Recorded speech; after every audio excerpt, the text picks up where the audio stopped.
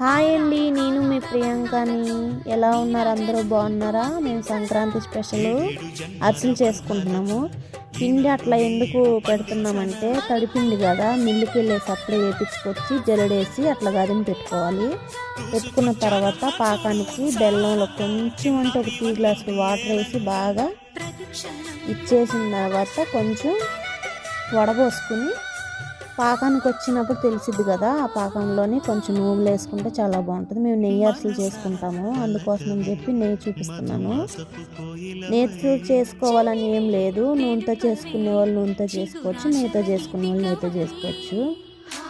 అరిసెలు పిండికి ముద్ద కట్టడం అయితే చూపించాను, కానీ అరిసెలు చేసేది క్లిప్ మిస్ అయిపోయింది.